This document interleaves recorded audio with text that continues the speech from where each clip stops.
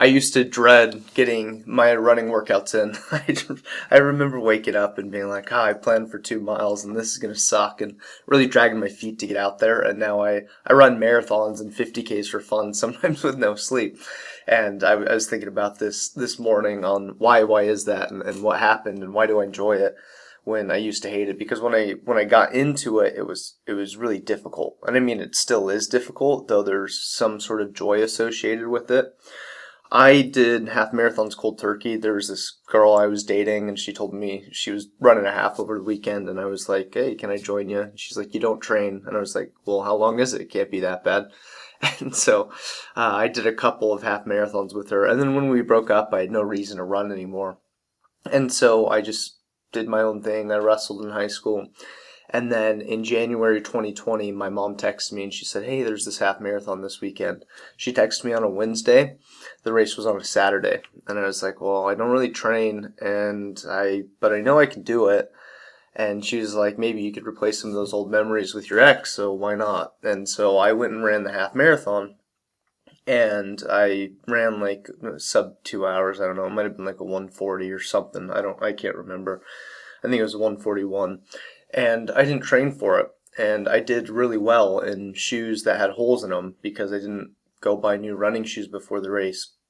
And so I thought, like, well, what could I do if I put in more time, more effort, more research, nutrition, all the things that would make me a better runner, all the things I know now that I didn't know back then and had to find out. And there's one key thing I wanted to mention in this video to help people who think running sucks or they hate it or it's too hard, so it's really hard to get out and do your workout. So I want you to make this note or open a tab, and I want you to Google or YouTube MAF method running or Maffetone method running.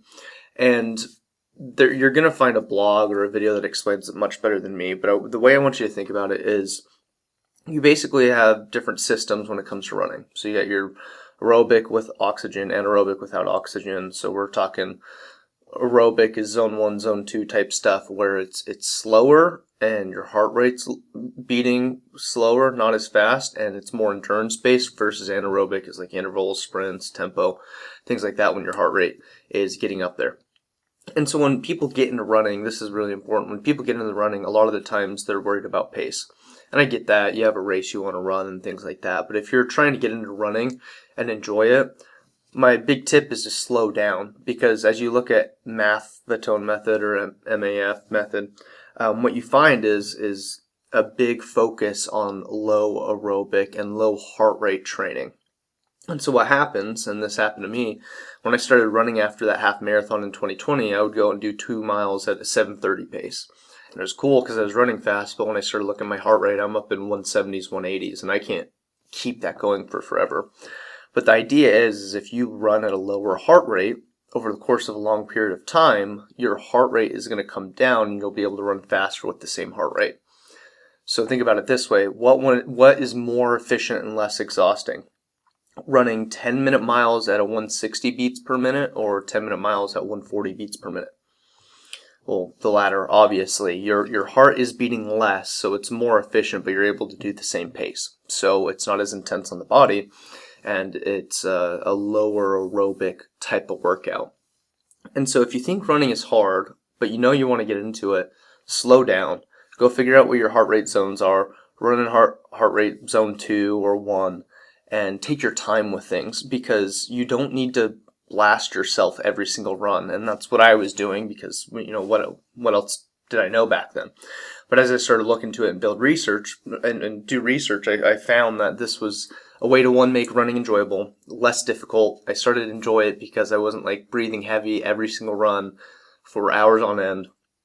And I started to get more efficient. This is the fun part when it comes to the long-term growth of running and being able to be in it for the long game, is when I started doing Maffetone method training or zone 2 heart rate training or base work, whatever you want to call it.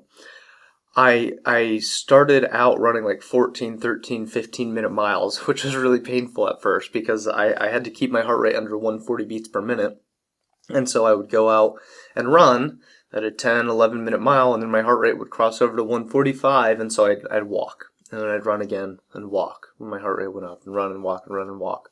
And initially this was irritating because I wanted to go faster. But what I did was keep with it, and as time went on, my heart rate started to come down, and I was running faster with the lower heart rate, or the same zone 1, zone 2 heart rate stuff. So now I run 10 9-minute miles, 11-minute miles up a hill at a 140 beats per minute. So I'm now in a lower, aerobic state with those faster paces compared to 15, 14-minute miles. And this will only get better as time goes on.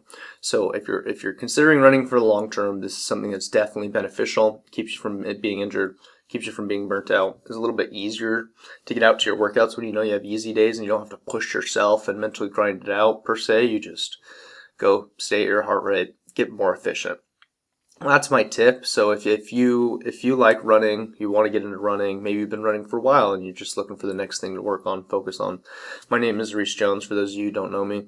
I've done 3 100-mile races, set a couple course records at ultras, and one of my favorite events was I did 10 marathons in 10 days to raise money for a local charity.